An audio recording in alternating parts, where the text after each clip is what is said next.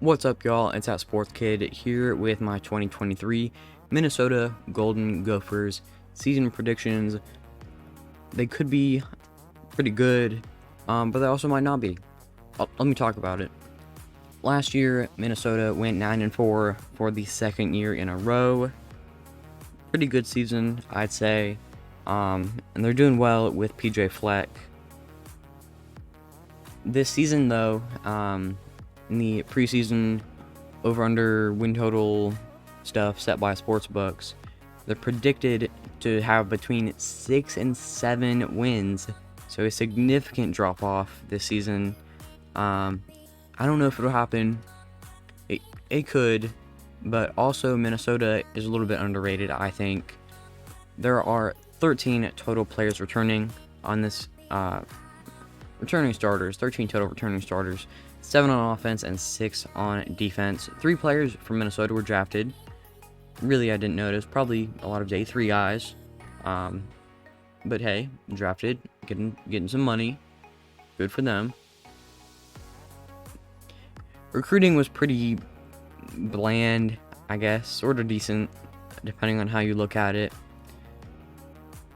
Overall rank was 52nd in the country. Transfer rank was 41st. There were only 2 4-star commits and then 19 3-stars. The 2 4-stars were Kendrick Lanier. I probably butchered that. He's from Georgia and plays wide receiver. He is the 31st best player from Georgia and a top 50 receiver in the class. Pretty good, I guess. Then they also got Greg Johnson. He's the number 2 player from Minnesota and plays offensive tackle, a top 30 offensive tackle in the country in this class.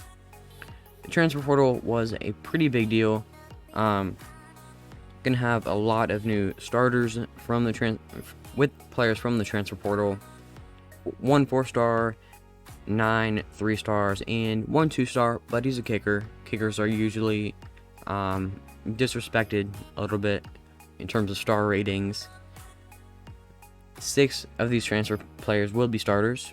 One of them will be Sean Tyler, a running back who's transferring in from Western Michigan. He is a senior, just 1 year here at Minnesota. Along with him come Jack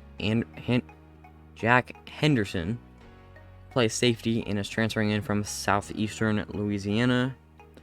And then we also have Elijah Spencer, a receiver transferring in from Charlotte. 4-star, pretty good player, and he will totally be a starter. Pretty good offseason, I'd say. My personal ratings for this team out of 10, 10 being the best. Offense, I'm giving a 6.5. It's above average. It's pretty decent. They should score some points. Defense, not so great. A little bit disappointing. Pretty average. Maybe even comparable to some group of 5 schools. I don't like to say that, but that could be true. Here, we'll look at the schedule. That's the most important part of these videos. They play the 7th most difficult schedule in the country. That will absolutely get them an A+ rating, score, whatever. Start out with a game against Nebraska at home, which should be a close win. As the opening game of the season, I believe they have a pretty good winning streak over Nebraska. 2, 3... Yeah, it's a pretty good winning streak. I have a sheet of paper in front of me with some information as well. Pretty good winning streak against Nebraska. I don't know if that'll really be broken. It will depend on what Matt Rule can do with Nebraska in their opening game.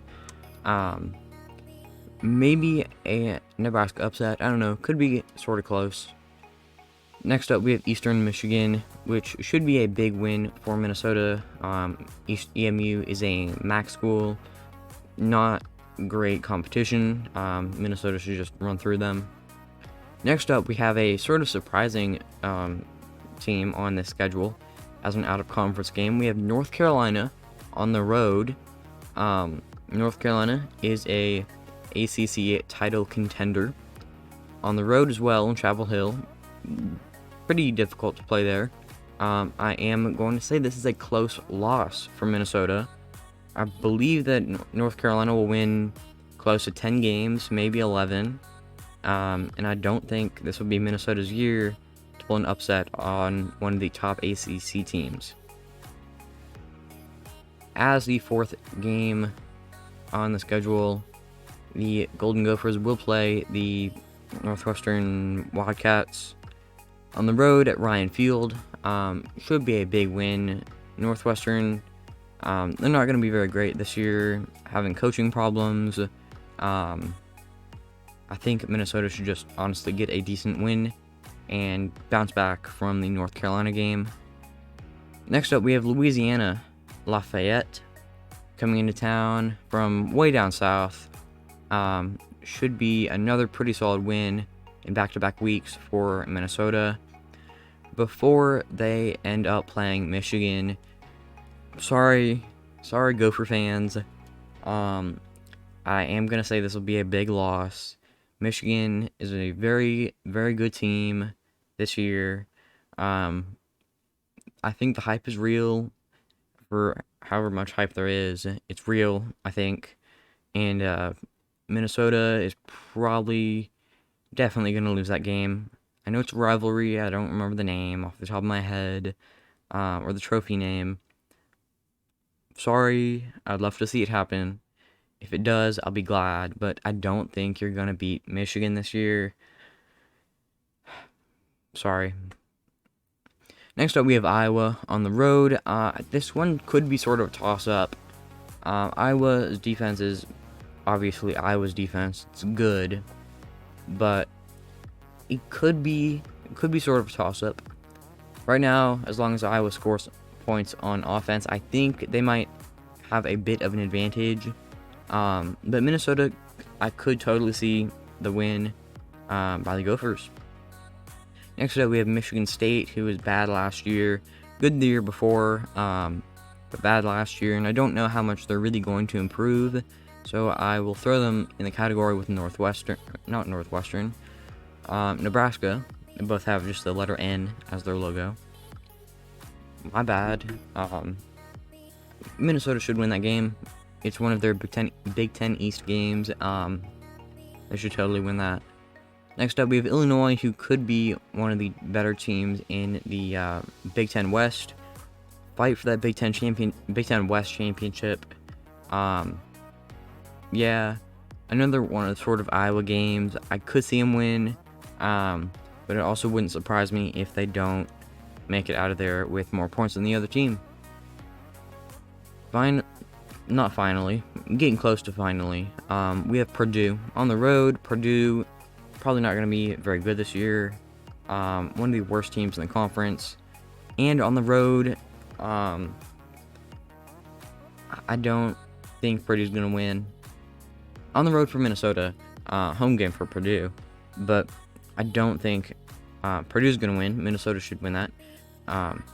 It would be in the big win category, but I put it in the close win because it's on the road. Anyway, I don't even know what I'm talking about. Next, we have Ohio State. Sorry, Minnesota. Big loss category. On the road at the Shoe. This would be a win of the decade, probably, against Ohio State. Again, I'd love to see it, but Ohio State, another elite team, and I don't think Golden Gophers are going to win that game. Just being honest. Finally, we have the Minnesota-Wisconsin rivalry. I am going to say sort of a toss-up because it is a rivalry. Depending on how the season has gone for Minnesota, they could be playing for the Big Ten West if things have gone quite well. Or they could be playing for just the rivalry. Either way, they're playing for something, and it could be a toss-up. They do have a two-game winning streak over Wisconsin, and it could continue. Pretty interesting schedule, interesting year upcoming for Minnesota. My projected record is 7-5. Definitely not as good as 9-4, 9-3 regular season. Was it 8? I don't know.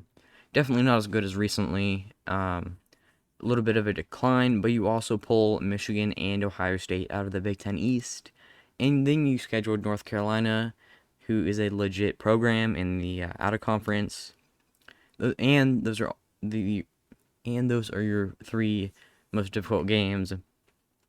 I'll break down my record projection: 3 wins over these top teams, and then another 3 wins over one of these or all of these teams.